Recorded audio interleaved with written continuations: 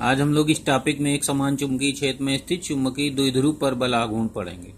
तो पहले चुंबकीय द्विध्रुव को समझते हैं। तो उसकी डेफिनेशन इस तरह लिख सकते हो, प्रत्येक वस्तु जो चुंबकीय क्षेत्र में रखे जाने पर बल युग्म का अनुभव करती है उसे चुंबकीय द्विध्रुव कहते हैं। उदाहरण के लिए धारा लूप, धारावाही कुंडली, धारावाही प्रणालिका और दंड चुंबक।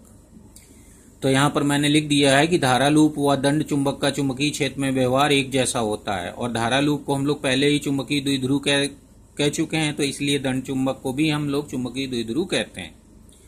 अब ये दंड चुंबक है, तो मान लेते हैं कि दंड चुंबक चुंबकीय क्षेत्र बी में, एक समान चुंबकीय क्षेत्र बी में इस प्रकार रखा है कि इसकी अक्ष चुंबकीय क्षेत्र बी से थीटा कोण बनाती है। तो इस तरह से हम लोग इसकी अक्ष और बी के बीच का ये कोण दिखा देंगे, और जो दंड चुंबक की अक्ष होती है वो इसकी लंबाई के अनुदिश होती है। तो लंबाई के अनुदिश एक लाइन खींच देंगे तो वह इसकी अक्ष कहलाएगी। तो उसके और इसके बीच का, चुंबकीय क्षेत्र बी के बीच का कोण ये थीटा बन जाएगा। इस तरह बना देंगे। अब इसको दंड चुंबक के बारे में भी थोड़ा चाहो तो लिख सकते हो। दंड चुंबक का प्रत्येक परमाणु जो होता है वह धारा लूप के सदृश होता है, और समस्त धारा लूप की जो चुंबकीय अक्ष होती है वो एक ही दिशा में संरेखित होती है।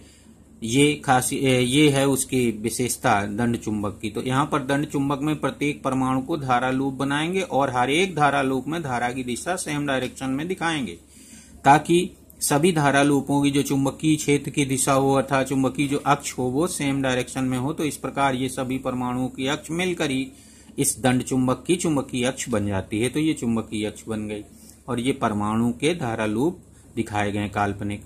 अब मान लेते हैं कि माना प्रत्येक धारा लूप में धारा आई है और क्षेत्रफल प्रत्येक धारा लूप का कैपिटल ए है, जो दोनों काल्पनिक हैं, क्योंकि हम लोग किसी परमाणु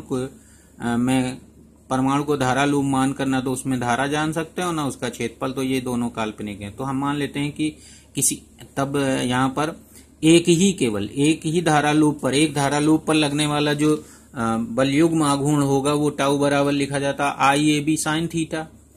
अब यदि ये मान लें कि इस दंड चुंबक में n परमाणु हैं तो n धारा लूप होंगे, तो समस्त धारा लूपों पर लगने वाले बलयुग्म का आघूर्ण जो हो जाएगा वो टाउ बराबर NIAB sin थीटा हो जाएगा। n का मल्टीप्लाई कर देंगे। अब इस सूत्र की तुलना हम लोग एक समान वैद्युत क्षेत्र में वैद्युत द्विध्रुव पर लगने वाले बल आघूर्ण टाउ बराबर P sin थीटा से करते हैं। तो यहाँ पर B sin theta, E sin theta same मान लेते हैं। एक ही जैसे B चुंबकीय क्षेत्र था और यहाँ पर E वैद्युत क्षेत्र है, साइन थीटा सेम ही है। और यहाँ पर ये जो राशि है NIA, इसको P के समतुल्य माना जाता है। तो यहाँ लिख देते हैं हम लोग कि राशि NIA P के समतुल्य है। इस राशि को चुंबकीय द्विध्रुव या दंड चुंबक का, चुंबकीय द्विध्रुव को ही दंड चुंबक को चुंबकीय द्विध्रुव कहते हैं। तो या करके ये भी लिख सकते हो का चुंबकीय द्विध्रुव आघूर्ण कैपिटल M कहते हैं, या ऐसे लिख सकते हो द्विध्रुव आघूर्ण कहते हैं और कैपिटल M से लिखते हैं। तो M यहाँ पर जो NIA है उसको हम M से रिप्लेस कर लेंगे, तो M यहाँ पर लिख देंगे इस जगह पर। तो अब इस प्रकार दंड चुंबक पर जो बलयुग्म आघूर्ण होगा वो टाउ बराबर MB sin थीटा होगा, और ये दोनों ही सदिश राशियां होती हैं इसलिए इसको हम सदिश रूप में लिखेंगे। तो ये क्रॉस प्रोडक्ट बनेगा, वेक्टर टाउ बराबर हो जाएगा vector M cross vector B। Tau की दिशा वेक्टर M और वेक्टर B के तल के लंबवत होगी। तो यहाँ पर वेक्टर M भी कागज तल पर है, B भी कागज तल पर, तो टाउ की दिशा या तो कागज तल के ऊपर की ओर होगी या नीचे की ओर। तो दक्षिणावर्त पेंच के नियम से टाउ की दिशा ज्ञात कर लेते हैं। M से B की ओर चलते हैं, तो M से B की ओर चलेंगे, जब दाहिने हाथ की उंगलियां चलेंगी तो अंगूठा नीचे की ओर होगा, कागज तल के लंबवत नीचे की ओर डायरेक्शन होगी। दूसरा हमने और पहले सिखा रखा है कि दाहिने हाथ की उंगलियों को अगर M से B की ओर चलाएं यानी क्लॉकवाइज चलें तो अंगूठा हमेशा नीचे की ओर रहेगा, तो हमेशा डायरेक्शन कागज तल के लंबवत नीचे की ओर होगी। और अगर M इस तरफ होता, B उधर होता तो एंटी क्लॉकवाइज उंगलियां जाती तो कागज तल के लंबवत।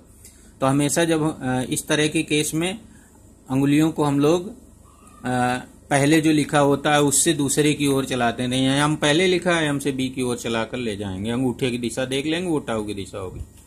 यम को सदिश राशि माना गया है। यहाँ पर यम एक सदिश राशि होती है ये, और जिसकी दिशा दंड चुंबक में साउथ पोल से नॉर्थ पोल की ओर दिखाई जाती है। तो उसी में अक्ष पर ही एक तीर लगा दिया जाता है, ये दंड चुंबक M की दिशा हो गई। तो M की दिशा जो है दंड चुंबक की चुंबकीय अक्ष के अनुदिश साउथ पोल से नॉर्थ पोल की ओर होती है, ये याद रखना।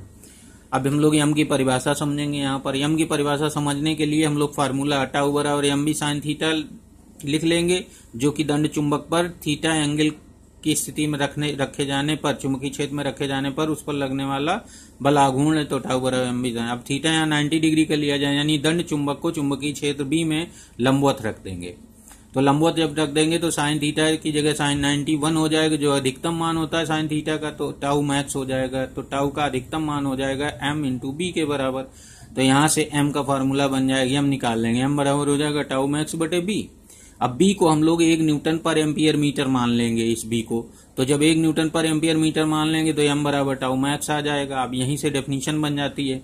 इसको हम लोग बोलते हैं एकांक एवं एक समान चुंबकीय क्षेत्र में लंबवत रखे, ये लंबवत रखा गया है, दंड चुंबक पर लगने वाले बल आघूर्ण को, ये बल आघूर्ण को चुंबकीय द्विध्रुव आघूर्ण कहते हैं। तो ये डेफिनेशन हो गई। अब दंड चुंबक की जगह चुंबकीय द्विध्रुव भी कह सकते हो, और लगने वाले बल अधिकतम बल आघूर्ण भी कहा जा सकता है, लेकिन अधिकतम कहने की कोई आवश्यकता नहीं है, कह भी दोगे लिख दोगे तो कोई दिक्कत नहीं है। तो अब इसका एम का मात्रक भी समझ लेते हैं। एम का मात्रक अगर यहां से देखें तो यहां से हो जाएगा न्यूटन मीटर और टेस्ला। तो न्यूटन मीटर ऊपर है, टेस्ला नीचे, तो न्यूटन मीटर को जूल कह लेंगे यहाँ पर, तो जूल पर टेस्ला आ जाएगा। और अगर हम इस फार्मूले से देखते हैं, NIA को हम लोग एम माने थे, तो NIA में n नंबर ऑफ टर्न्स है, इसका मात्रक नहीं होगा, और ये I का एम्पियर और A का मीटर स्क्वायर, तो एम्पियर मीटर स्क्वायर बन जाएगा। तो यहाँ पर एम्पियर मीटर स्क्वायर भी लिख सकते हैं। विमा हो जाएगी इससे देखा जाए तो L स्क्वायर, मीटर स्क्वायर के लिए L स्क्वायर, एम्पियर के लिए A, तो L स्क्वायर A हो जाती है।